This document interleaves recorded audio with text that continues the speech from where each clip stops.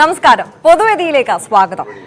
കോന്നി താലൂക്ക് ഓഫീസിലെ ഉദ്യോഗസ്ഥർ കൂട്ട അവധിയെടുത്ത സംഭവത്തിലാണ് പുതിയ രാഷ്ട്രീയ വിവാദം. CPM CPI ചേരിപ്പോരിലേക്ക് കാര്യങ്ങൾ എത്തി നിൽക്കുകയാണ്. താലൂക്ക് ഓഫീസിലെ ഉദ്യോഗസ്ഥർ കൂട്ട അവധിയെടുത്ത് ഉല്ലാസയാത്ര പോയത് സാധാരണക്കാരെ വലച്ചെന്നും സർക്കാർ ഓഫീസിന്റെ പ്രവർത്തനം താളം തെറ്റിച്ചെന്നുമാണ് KU ജനീഷ് കുമാർ MLA പറയുന്നത്. അതേസമയം അവധി എല്ലാവരുടെയും അവകാശമാണെന്നാണ് CPI സംസ്ഥാന സെക്രട്ടറി കാനം രാജേന്ദ്രൻ അല്പസമയം മുമ്പ് പ്രതികരിച്ചത്. അവധി എല്ലാം അവകാശമാണോ? ഈ വിഷയമാണ് ന്യൂസ് 18 പൊതുവേദി ഇന്ന് ചർച്ച ചെയ്യുന്നത്. എല്ലാ പ്രേക്ഷകർക്കും ഒരിക്കൽ കൂടി പൊതുവേദിയിലേക്ക് സ്വാഗതം.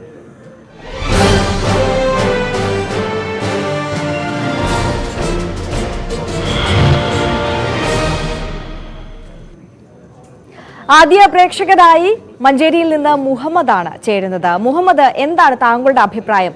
ഈ ഉദ്യോഗസ്ഥർ ഇത്തരത്തിൽ കൂട്ട അവധിയെടുത്ത് ഉല്ലാസയാത്ര പോകുന്നത് സാധാരണക്കാർക്ക് വലിയ ദുരിതമല്ലേ സൃഷ്ടിക്കുന്നത്? Good evening madam. Good evening. അപ്പോ വിഷയം അറിഞ്ഞു. പിന്നെ ഇവര് എല്ലാരും പാടെ ലീവ് എടുത്ത് പോയ സ്ഥിതിക്ക് എനിക്ക് പറയാനുള്ളത്, ലീവ് അവകാശമാണ്, അത് വേറെ കാര്യം, എടുക്കേണ്ടവർക്ക് എടുക്കാം. എങ്കിലും കൂടി എല്ലാവരും പാടെ ഒപ്പം പോയ കാരണം കൊണ്ട് എനിക്ക് പറയാനുള്ളത്, അവിടുത്തെ മേധാവി അടക്കം അന്ന് പോയി കഴിയുക അല്ലെങ്കിൽ അദ്ദേഹം ലീവ് എടുക്കുകയോ ചെയ്തിട്ട് ആ ഓഫീസാണ് പൂട്ടി ഇന്ന് അവധി എന്നുള്ള ഒരു ബോർഡ് അവിടെ സ്ഥാപിച്ചാൽ ഈ സാധാരണക്കാരൻ അവിടെ വന്നുകാണ്ട് മടങ്ങി പോകേണ്ട ആവശ്യമില്ല. സാധാരണക്കാരന് അവിടെ എന്ത് ചെയ്യാം, ബോർഡ് കണ്ടു, ഇന്ന് ഇവിടെ അവധിയാണ്, ഞാൻ പോകും, കാരണം അയാൾക്ക് വല്ല പണിക്കും പോവാം. അപ്പൊ അതാണ് ചെയ്യേണ്ടത്. പിന്നെ ഇതിൽ കഴിഞ്ഞ് വേറൊന്നും അതിലൊന്നും പറയാനില്ല. അവര് ബോർഡ് വെച്ചിട്ട് ഒഴിവാക്കി, ഇന്ന് അന്നില്ല എന്ന് പറഞ്ഞാൽ അതിന്റെ ഉള്ളിൽ കിടന്നിട്ട് സാധാരണക്കാരൻ നിന്ന് തിരുമ്പോ ആ ആളില്ല, ഈ ആളില്ല, ഈ ആളിന്ന് ആവശ്യ, ഈ ആൾ മാണ്ട് പോയി എന്നുള്ളത് പറഞ്ഞ് കൊട്ടിങ് വഴിയും പറയിക്കുന്ന ആ ഏർപ്പാടുള്ള ഏറെ നല്ലത് അവിടെ പൊതു അവധി ഇന്ന് എന്ന് എഴുതി വെച്ചാൽ മതി. അതാണ് ചെയ്യേണ്ടത്. ശരി മുഹമ്മദ്, വളരെ നന്ദി എന്തായാലും വിളിച്ചതിന്.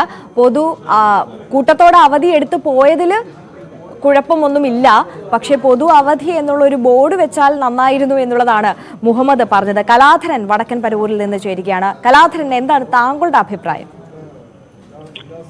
മാഡം, ഇന്ന് സർവീസ് എന്നൊക്കെ പറഞ്ഞതേ ഒരുതരം എന്താ അതിന് പറയേണ്ടത്, ജനസേവനോ അല്ലെങ്കിൽ രാജ്യസേവനോ ഒന്നും അല്ല.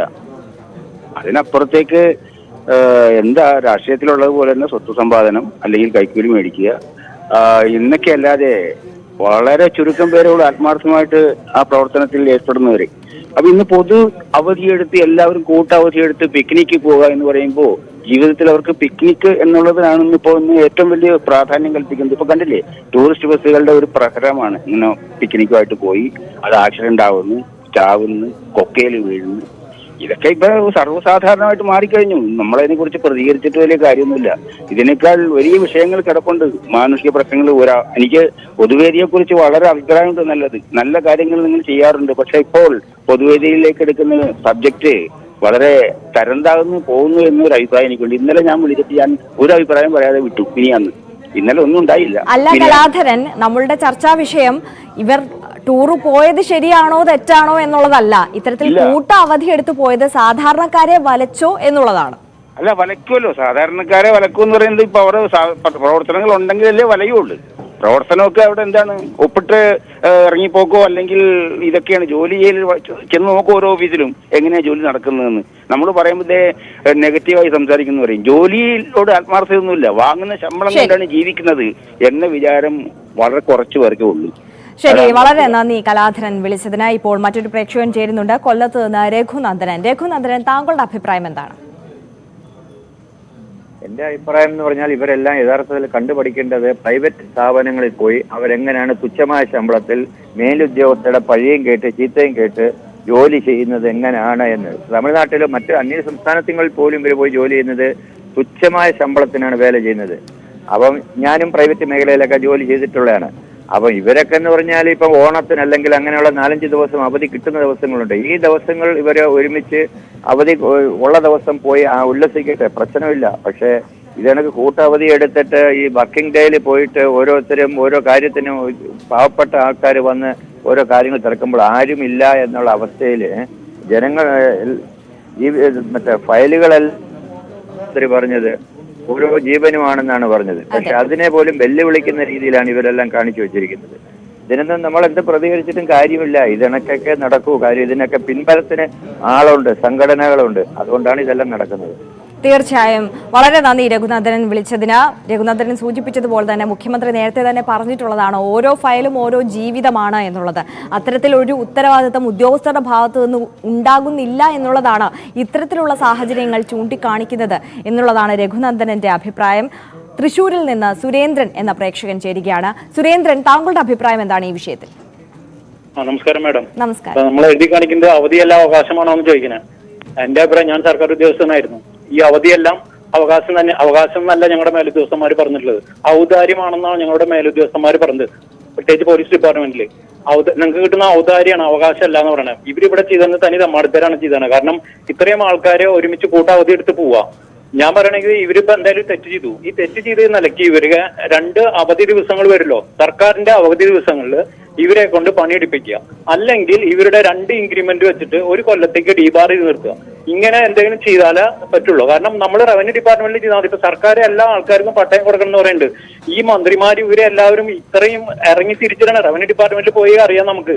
ഈ റവന്യൂ ഡിപ്പാർട്ട്മെന്റ് വിചാരിച്ചു കഴിഞ്ഞാൽ ഈ പട്ടയങ്ങളെല്ലാം ഇവർക്ക് കൊടുക്കാവുന്നതേ ഉള്ളൂ. ഇവര് ഇത് വെച്ച് നീട്ടി ഓരോ ആൾക്കാരും വരുമ്പോൾ അറിയാം. ബുധനാഴ്ച ദിവസങ്ങളിൽ മാത്രമാണ് അദാലത്ത്. ഈ അദാലത്തിന്റെ അന്ന് വന്നു കഴിഞ്ഞാൽ തന്നെ 2-3 ആൾക്കാരെ വിളിക്കും. ബാക്കിയുള്ള ദിവസങ്ങളിൽ പോയി അന്വേഷിക്കാനേ പാടില്ല. തൃശ്ശൂരിന്റെ കാര്യമാണ് ഞാൻ പറയുന്നത്. ഇനി മറ്റുള്ള സ്ഥലങ്ങളിൽ എങ്ങനെയാണെന്ന് അറിയില്ല. ബുധനാഴ്ച ദിവസമാണ് അദാലത്ത്. അതുപോലെ വില്ലേജ് ഓഫീസിൽ ഇവരൊക്കെ പോയി കഴിഞ്ഞാലത്തെ അവസ്ഥകൾ കാണണം നമ്മൾ. ഈ ജോയിന്റ് കൗൺസിൽ എന്ന് പറഞ്ഞ വലിയൊരു സംഘടനയുണ്ട്. ഇവരുടെ കീഴിലാണ് ഇവർ ചെയ്യുന്നത്. നിങ്ങൾ പോലീസ് ഡിപ്പാർട്ട്മെന്റ് മാത്രം, പോലീസ് സ്റ്റേഷനിൽ എന്താ നടക്കണമെന്ന് മാത്രം നിങ്ങൾ ഈ അന്വേഷിക്കാറുള്ളൂ. ഇങ്ങനെയുള്ള ഡിപ്പാർട്ട്മെന്റിൽ നടക്കുന്ന കാര്യങ്ങൾ നിങ്ങൾ നോക്കുക. ഈ പട്ടയം എല്ലാവർക്കും കൊടുക്കാനായിട്ട് ഇവർ വിചാരിച്ച് നടക്കും. ഈ മന്ത്രിമാരൊന്നും ഇതിന് പിന്നാലെ നടക്കണ്ട. ഗവൺമെന്റ് ഒരു നയരൂപീകരണം ചെയ്തു കഴിഞ്ഞാൽ ഇവരത് കൊടുക്കാനായിട്ട് അവകാശപ്പെട്ടാണ്. എത്ര പട്ടയം ഇപ്പൊ മന്ത്രിയും എല്ലാവരും ഇതിന് പിന്നാലെ നടന്നിട്ടാണ് ഓരോ 3 മാസം അത് ചെയ്യുന്ന പറഞ്ഞ് കുത്തി തിരികിട്ട് വേണം. പിന്നെ ADM പറഞ്ഞു. ADM ആരാ? ADMന് അദ്ദേഹത്തിന്റെ അവകാശങ്ങളെ കുറിച്ച് അറിയാം, പക്ഷെ MLA യുടെ അവകാശം അദ്ദേഹത്തിന് അറിയില്ലായിരുന്നു തോന്നുന്നു. അതുകൊണ്ടാണ് ഞാൻ ഇത്രയും പറഞ്ഞു നിർത്തുന്നുള്ളൂ. Okay madam. വളരെ നന്ദി സുരേന്ദ്രൻ വിളിച്ചതിന്. ഒരു സർക്കാർ ഉദ്യോഗസ്ഥൻ കൂടിയാണ് സുരേന്ദ്രൻ. കർശനമായ നിലപാട്, നടപടി ഈ ഉല്ലാസയാത്ര അവധിയെടുത്ത് പോയവർക്കെതിരെ ഉണ്ടാകണമെന്നുള്ളതാണ് സുരേന്ദ്രന്റെ അഭിപ്രായം. ബാലകൃഷ്ണൻ വടകരയിൽ നിന്ന് ചേരുകയാണ്. ബാലകൃഷ്ണൻ എന്താണ് തോന്നുന്നത്? മാഡം നമസ്കാരം. നമസ്കാരം. നമ്മുടെ തെരഞ്ഞെടുക്കപ്പെട്ട ഗവൺമെന്റ് ജനങ്ങളുടെ മുമ്പിൽ യജമാനനാരാ? മുഖ്യമന്ത്രിയുടെ മുമ്പിൽ കേരളത്തിലെ പൊതുജനങ്ങളല്ലേ യജമാനന്മാർ? അത് റൈറ്റ് അല്ലേ മാഡം? കേരളത്തെ സംബന്ധിച്ച് പറയുകയാണെങ്കിൽ ഇവിടുത്തെ ധാരണ ഉദ്യോഗസ്ഥന്മാരും ഭരണകർത്താക്കളും യജമാനന്മാരും ജനങ്ങൾ വെറും കഴുതകളുമാണെന്ന് എന്നുള്ള ധാരണയാണ്. അത് ഇന്ത്യയിലെ 29 സ്റ്റേറ്റിൽ കേരളത്തിൽ മാത്രമേ ആ മിഥ്യാധാരണ നിലനിൽക്കുന്നുള്ളൂ. കാരണം ഞാനൊരു അനുഭവം പറയാം. ഞാൻ വടകരക്കാരനാണ്. ഞാൻ വടകര സപ്ലൈ ഓഫീസിൽ എന്റെ ഭാര്യയുടെ പേര് കാർഡിൽ ചേർത്തു. അവിടെ പോയി ക്യൂ നിന്നു. മേഡം കേൾക്കുന്നുണ്ടോ? കേൾക്കുന്നുണ്ട്, പറഞ്ഞോളൂ. ക്യൂ നിന്നപ്പോൾ ഒരുപാട് അമ്മമാരും കുഞ്ഞുങ്ങളും, ഒരു കൊടും വേനൽക്കാലത്തായിരുന്നു, അവിടെ കരയുന്ന കൊഞ്ചു മല കുടിക്കുന്ന മക്കളെ എടുത്ത് അവർ ബുധനാഴ്ച ക്യൂ നിൽക്കുമായിരുന്നു കാർഡിന് വേണ്ടിയിട്ട്. ബുധനാഴ്ച മാത്രമേ അവർ കാർഡ് കൊടുക്കൂ എന്നുള്ള പെട്ടൂരം വെച്ചു.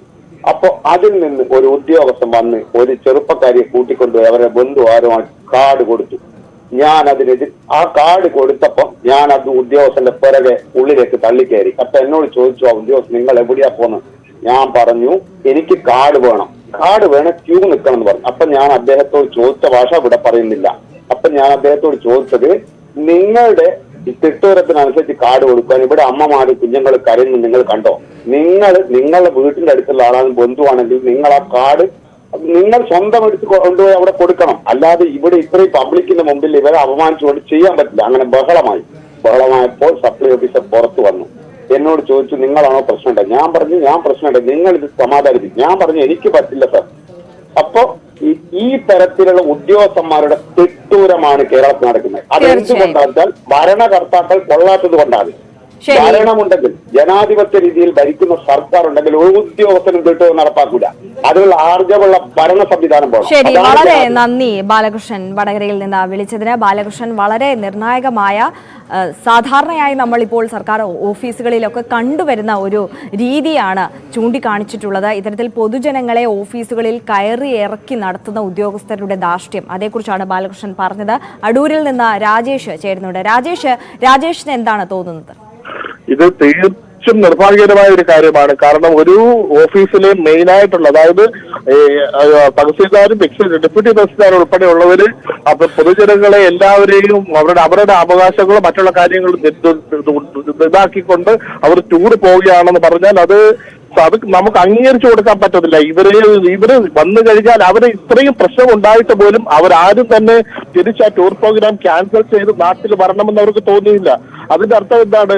ഭരണകർത്താക്കളും മറ്റുള്ളവരും എല്ലാം അവർക്കെല്ലാം സപ്പോർട്ട് ചെയ്ത് കൊടുക്കുന്നത്. ഒന്നാമത്തെ മെയിനായിട്ടുള്ള കാര്യം എന്ന് പറഞ്ഞു കഴിഞ്ഞാൽ ഇതിന്റെ ഈ സംഘടനകളാണ്. സംഘടനകളെ ഇവർക്ക് വേണ്ട സപ്പോർട്ട് ചെയ്ത് കൊടുക്കുമ്പോൾ ഇപ്പൊ തന്നെ ന്യൂസ് ചെയ്ത് എനിക്ക് മനസ്സിലാക്കാൻ സാധിച്ചത് ഇപ്പോൾ ഭരണകക്ഷി തന്നെയുള്ള CPM-ഉം CPI-യും അവർ രണ്ടുപേരും ഇതിനെ രണ്ട് ഇതിൽ നിന്നാണ് കാണുന്നത്. റവന്യൂ മന്ത്രിയുടെ ആൾക്കാർ വേറെ രീതിയിൽ പറയുന്നു, മുഖ്യമന്ത്രിയുടെ പാർട്ടിയിലുള്ളവർ വേറെ രീതിയിൽ സംസാരിക്കുന്നു. ഇപ്പോൾ ഇതിൽ കണ്ടുപിടിച്ച MLA ഇപ്പോൾ കുറ്റക്കാരനായി മാറുന്ന ഒരു സാഹചര്യമാണ് കണ്ടുവരുന്നത്. അങ്ങനെ ഉണ്ടാവാതെ ഇത് കർശനമായി ഇതിനൊരു നടപടി സ്വീകരിച്ചുകൊണ്ട് ഇവരെ സർവീസിൽ നിന്ന് സസ്പെൻഡ് ചെയ്യുക തന്നെയാണ് വേണ്ടത്. കാരണം പൊതുജനങ്ങളെ അത്രയും വിഷമത്തിലാക്കിക്കൊണ്ടാണ് അവരിപ്പോൾ ഈ ടൂർ പ്രോഗ്രാം നടത്തിയിരിക്കുന്നത്. അതുകൊണ്ട് അവരെ സർവീസിൽ നിന്ന് സസ്പെൻഡ് ചെയ്ത് ഇവർക്കുള്ള ശിക്ഷ കൊടുക്കണമെന്ന്. ശരി, കർശനമായ നടപടി വേണമെന്നാണ് രാജേഷും ആവശ്യപ്പെടുന്നത്. വയനാട്ടിൽ നിന്ന് ശശിധരൻ എന്ന പ്രേക്ഷകൻ ചേരുന്നുണ്ട്. ശശിധരൻ, താങ്കളുടെ അഭിപ്രായം? വയനാടല്ല സിസ്റ്ററെ, വയലാറാണ്. വയലാറിൽ നിന്ന്. ശരി, പറഞ്ഞോളൂ. അതായത് ഇപ്പൊ കഴിഞ്ഞ ഒരു നേതാവ് പറഞ്ഞല്ലോ, ഇത് അവകാശമാണെന്ന് പറഞ്ഞല്ലോ. അദ്ദേഹത്തെ പോലുള്ള രാഷ്ട്രീയ നേതാക്കന്മാരാണ് ഇവരെയൊക്കെ മോശക്കാരാക്കുന്നത്. കാരണം ഈ എന്ത് ചെയ്താലും അതിനെല്ലാം സപ്പോർട്ട് ചെയ്ത് ഇവിടുത്തെ ഒരു അവസ്ഥയിലെത്തിയില്ലേ കേരളം. ഇപ്പൊ എല്ലാ രീതിയിലും നമ്മൾ മുന്നോട്ട് പോയില്ലേ. ഏതെങ്കിലും ഒരു സാധാരണക്കാരന് അനുകൂലമായിട്ട് പറയാൻ ഇവിടുത്തെ രാഷ്ട്രീയ നേതാക്കന്മാർ വരുന്നുണ്ട്. പ്രത്യേകിച്ച് ഭരണകക്ഷിപ്പെട്ട ആളുകൾ എല്ലാവരും ഇവരെ സപ്പോർട്ട് ചെയ്ത് ഇവരിപ്പോ ഇങ്ങനെ ആയിപ്പോയി. ഈ പറഞ്ഞിട്ട് കാര്യമില്ല. നമ്മളെ വിധിയാണിത്, അല്ലാണ്ട് വേറെ ഒന്നുമല്ല. ഇതേവിടെ നടക്കൂ. നമ്മൾ വെറുതെ ഈ സമയം പാഴാക്കാന്ന് മാത്രമേ. സംഘടിത ശക്തി ജനമല്ല, അസംഘടിത ശക്തിയാണ്. ആ ജനത്തിനെയാണ് എല്ലാരും കൂടെ ഇപ്പൊ വധിച്ചുകൊണ്ടിരിക്കുന്നത്. ശരി, വളരെ നന്ദി ശശിധരൻ വിളിച്ചതിന്. ഇപ്പോൾ കാസർഗോഡ് നിന്ന് ജിജോ ചേരുന്നുണ്ട്. ജിജോ, താങ്കൾക്ക് എന്താണ് തോന്നുന്നത്? ഇത്തരത്തിൽ കൂട്ട അവധിയെടുത്ത് ഉല്ലാസയാത്ര പോയി സാധാരണക്കാരെ വലയ്ക്കുകയാണോ ഈ ഉദ്യോഗസ്ഥർ ചെയ്തത്? ഇത് സംഘടന എല്ലാരും പറയുന്നുണ്ട് അവകാശമാണ് എന്ന് പറയുന്നുണ്ട്.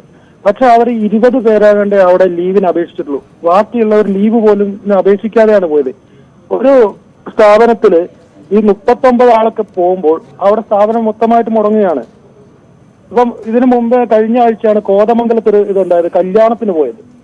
ഇന്ന് കല്യാണത്തിന് പോയ അതേ ADM-നോടാണ് റിപ്പോർട്ട്, ആ കല്യാണത്തിന് പോയ ADM-നോടാണ് റിപ്പോർട്ട് ആവശ്യപ്പെട്ടേക്കുന്നത്. ഇത് പോയ ആളോട് തന്നെ കള്ളന്റെ തന്നെ താക്കോൽ കൊടുത്തേക്കാണ്. റിപ്പോർട്ട് അവരെന്താ കൊടുക്കുക? ഞങ്ങൾ പോയത് തെറ്റാന്ന് പറഞ്ഞു കൊടുക്കുവോ? ഇല്ലല്ലോ. അപ്പൊ ഇതിനെതിരെ ശക്തമായ ഒരു ഭരണം വേണം ആദ്യം വേണ്ടത്. കാരണം ഭരിക്കാനാവില്ല. കാരണം ഈ രാഷ്ട്രീയ സംഘടനകൾ, നേതാക്കന്മാർ ഇതിനെതിരെ അവർക്ക് എന്തെങ്കിലും നിയമ നടപടി നേരിട്ടാൽ ഇവർ സമരം ചെയ്യും, സ്ട്രൈക്ക് ചെയ്യും. CPI CPM തമ്മിലുള്ള രാഷ്ട്രീയ ഇതാകും ലാസ്റ്റ്. അപ്പൊ പിന്നെ വേറൊരു കാര്യം കൂടെ, കാസർഗോഡ് ജില്ലയില് ഈ എൻഡോസൾഫാന്റെ ഇതിൽ വരുന്നതില് നിങ്ങളൊന്ന് അന്വേഷിക്കണം. കാരണം രാഷ്ട്രീയപരമായിട്ട് അവർക്ക് ഒരുപാട് പേർക്ക് ഒരു അസുഖങ്ങളും ഇല്ലാതെ ഈ എൻഡോസൾഫാന്റെ സ്കീമിൽ പെടുത്തി 5 ലക്ഷം രൂപ ഒരുപാട് കേസുകൾ എനിക്ക് തന്നെ അറിയാം. നിങ്ങളൊന്ന് അന്വേഷിക്കണം. ശരി, തീർച്ചയായും അന്വേഷിക്കാം. ജിജോ, വളരെ നന്ദി വിളിച്ചതിന്. മലപ്പുറത്ത് നിന്ന് ശബരി എന്ന പ്രേക്ഷകൻ ചേരുകയാണ്. ശബരി, എന്താണ് താങ്കളുടെ അഭിപ്രായം? നമസ്കാരം. ഞാൻ ഈ വിഷയത്തിൽ എന്താ കണ്ടു വെച്ചാല്, ഈ ഓരോ ഉദ്യോഗസ്ഥർക്കും ഇവിടെ രാഷ്ട്രീയമുണ്ട്. ഇവർക്ക് എന്തിനാണ് ഈ രാഷ്ട്രീയ സംഘടനകൾ, ഇവർ സംഘടനാ പ്രവർത്തനം നടത്തേണ്ട ആവശ്യം എന്താ? ഹലോ, സംഘടനാ പ്രവർത്തനം നടത്താനുള്ള അവകാശം എല്ലാവർക്കും ഇല്ലേ? അല്ല, അവരാണ് ഇവരെ സംരക്ഷിക്കുന്നത്. ഇവര് ചെയ്യുന്ന എല്ലാ കൊള്ളരുതായ്മകളും അവസാനം ഇവര് പ്രൊട്ടക്ട് ചെയ്യാണ് ഇവരെ, ഈ രാഷ്ട്രീയ സംഘടനകൾ. ഞാൻ മനസ്സിലാക്കുന്നത് ഈ പോയിട്ടുള്ള മുഴുവൻ ആളുകളും ഇപ്പൊ ഭരിക്കുന്ന പാർട്ടിയുടെ സംഘടനകളിലും അംഗങ്ങളായിട്ടുള്ള ആളുകളായിരിക്കും. അപ്പൊ ഇവര് ചെയ്യുന്ന എന്ത് കൊള്ളരായ്മ ചെയ്താലും ഇവരെ സംരക്ഷിക്കാൻ ഇവിടെ രാഷ്ട്രീയ പാർട്ടികളുണ്ട്. അതുകൊണ്ടാണ് ഇങ്ങനെ നടക്കുന്നത്. ശരി, വളരെ നന്ദി ശബരി വിളിച്ചതിന്. പൊതുവേദിയിൽ ഒരു ഇടവേളയാണ്. ഇടവേളയ്ക്ക് ശേഷം വേഗം മടങ്ങിയെത്തും.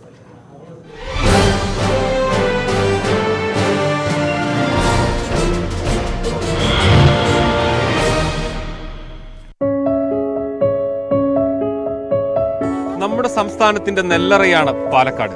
കഴിഞ്ഞ നവംബറിൽ നെല്ലളന്നിട്ടും ഇപ്പോഴും പണം കിട്ടാതെ നിൽക്കുന്ന നിരവധി കർഷകരാണ് പാലക്കാട് ജില്ലയിലുള്ളത്. 101 കർഷകരുണ്ട് ഈ കൊളയക്കോട് പാടശേഖര സമിതിയിൽ. അതിൽ ഏകദേശം ഒരു 90 പേർക്കും കിട്ടാത്തൊരവസ്ഥയാണ്. നിങ്ങൾക്ക് വിഷമം എടുക്കാനടക്കം പൈസ ഇല്ലാത്ത അവസ്ഥയിലാണ്. കൃഷിയെ ആശ്രയിച്ച് ജീവിക്കുന്ന ഞങ്ങൾക്കൊക്കെ ഇത് വളരെ ബുദ്ധിമുട്ടാണ്. ഈ പൈസ കിട്ടിയിട്ട് വേണം ഞങ്ങൾ പല കാര്യങ്ങളും ചെയ്യണമെന്ന് പറഞ്ഞിട്ട് ആശ്രയിച്ചിരിക്കുന്നവരാണ്. ഇവിടെ മാത്രം 100 കോടിയിലേറെ രൂപ ഈ കർഷകർക്കായി കൊടുക്കാനുണ്ട്. നാട്ടുകൂട്ടം ചർച്ച ചെയ്യുകയാണ് സംഭരണ തുക ഇനിയും കൊടുക്കാൻ വൈകുന്നതിന്റെ പിന്നിലുള്ള കാരണമെന്ത്, കർഷകർ നേരിടുന്ന പ്രതിസന്ധി എന്ത്.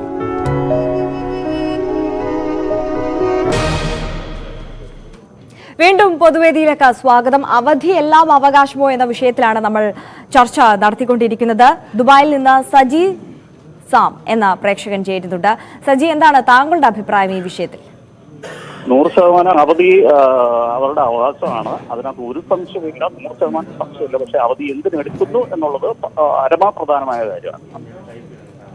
അവധി എടുക്കാൻ ഉള്ള അവകാശം എല്ലാവർക്കും ഉണ്ട്. പക്ഷേ ഇത്തരത്തിൽ വർക്കിംഗ് ഡേയിൽ അവധി എടുത്തു പോയതാണ് പ്രശ്നം എന്നാണ് താങ്കൾ പറയുന്നത്, അല്ലേ? വർക്കിംഗ് ഡേയിലും അവർക്ക് ന്യായമായ ആവശ്യത്തിന് അവധി എടുക്കാം.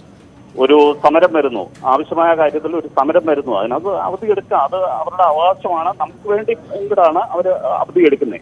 പക്ഷെ ഇവിടുത്തെ സംഗതി എന്ന് പറയുന്നത് ഇത് അവരുടെ വ്യക്തിപരമായ താല്പര്യത്തിന് വേണ്ടിയിട്ട് ഒരു ഓഫീസ് മൊത്തത്തിൽ അവധി എടുത്ത് പോകുന്ന ഒരു അന്തരീക്ഷം ഒരു കാരണത്താലും അംഗീകരിക്കാൻ പറ്റുന്നതല്ല. ശരി, വളരെ നന്ദി സജി സാം വിളിച്ചതിന്. ഇപ്പോൾ കോഴിക്കോട് നിന്ന് മോഹൻ എന്ന പ്രേക്ഷകൻ ചേരുകയാണ്. മോഹൻ, താങ്കളുടെ അഭിപ്രായം എന്താണ്? അത് എന്താണെങ്കിൽ ഈ കോഴിക്കോട് രാവിലെ 8 മണി തൊട്ട് രാത്രി 8 മണി എടുക്കുന്ന വില്ലേജ് ഓഫീസറുണ്ട്. അതേ സ്ഥാനത്ത് തീരെ പണിയെടുക്കാത്ത ആൾക്കാരുണ്ട്. നമ്മളെ പോയിട്ടുണ്ടെങ്കിൽ അവിടെ അങ്ങനെ കാത്തു നിൽക്കണം.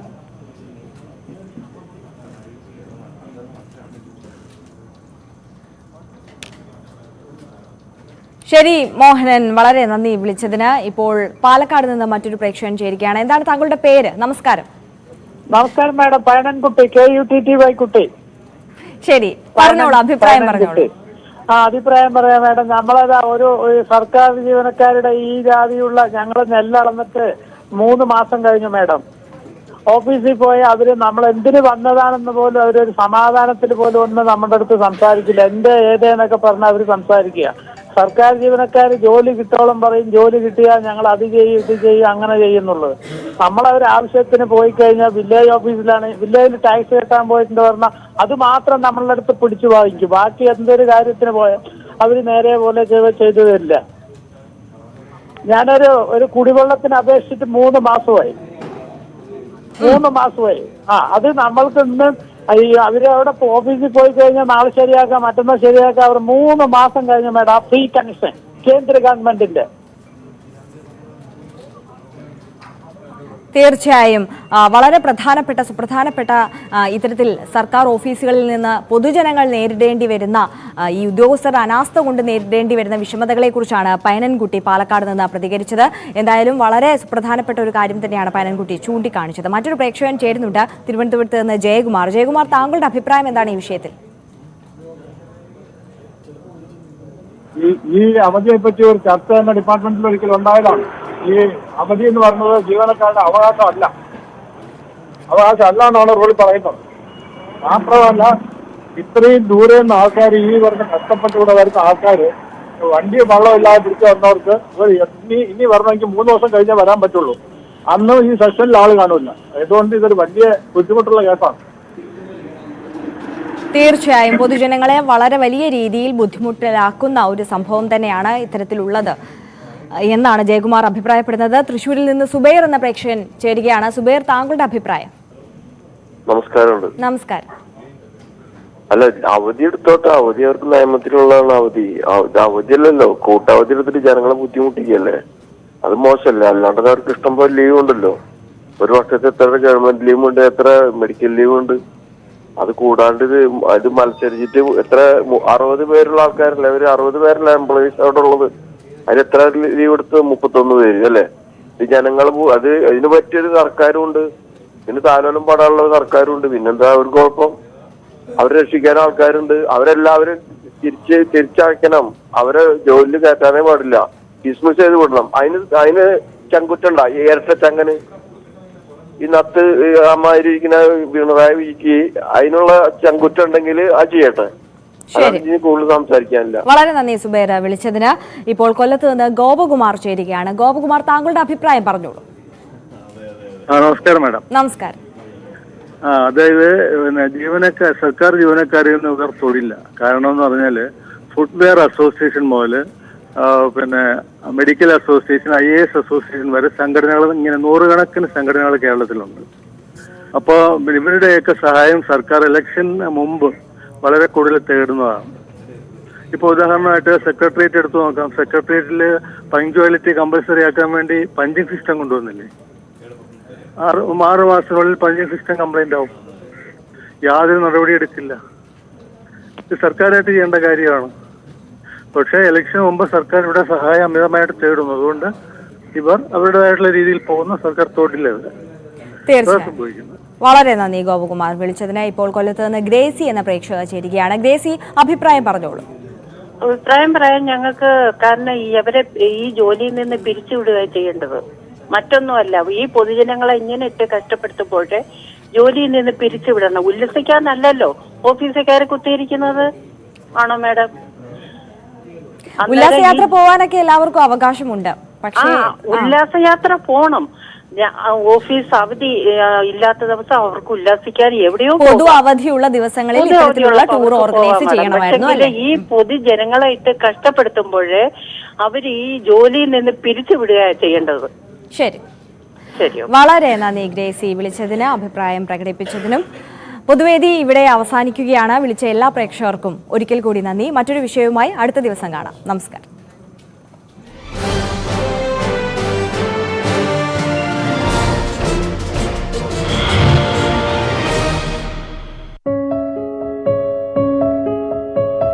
നമ്മുടെ സംസ്ഥാനത്തിന്റെ നെല്ലറയാണ് പാലക്കാട്. കഴിഞ്ഞ നവംബറിൽ നെല്ലളന്നിട്ടും ഇപ്പോഴും പണം കിട്ടാതെ നിൽക്കുന്ന നിരവധി കർഷകരാണ് പാലക്കാട് ജില്ലയിലുള്ളത്. 101 കർഷകരുണ്ട് ഈ കൊളയക്കോട് പാടശേഖര സമിതിയിൽ. അതിൽ ഏകദേശം ഒരു 90 പേർക്കും കിട്ടാത്തൊരവസ്ഥയാണ്. നിങ്ങൾക്ക് വിഷമം എടുക്കാനടക്കം പൈസ ഇല്ലാത്ത അവസ്ഥയിലാണ്. കൃഷിയെ ആശ്രയിച്ച് ജീവിക്കുന്ന ഞങ്ങൾക്കൊക്കെ ഇത് വളരെ ബുദ്ധിമുട്ടാണ്. ഈ പൈസ കിട്ടിയിട്ട് വേണം ഞങ്ങൾ പല കാര്യങ്ങളും ചെയ്യണമെന്ന് പറഞ്ഞിട്ട് ആശ്രയിച്ചിരിക്കുന്നവരാണ്. ഇവിടെ മാത്രം 100 കോടിയിലേറെ രൂപ ഈ കർഷകർക്കായി കൊടുക്കാനുണ്ട്. നാട്ടുകൂട്ടം ചർച്ച ചെയ്യുകയാണ് സംഭരണ തുക ഇനിയും കൊടുക്കാൻ വൈകുന്നതിന്റെ പിന്നിലുള്ള കാരണമെന്ത്, കർഷകർ നേരിടുന്ന പ്രതിസന്ധി എന്ത്.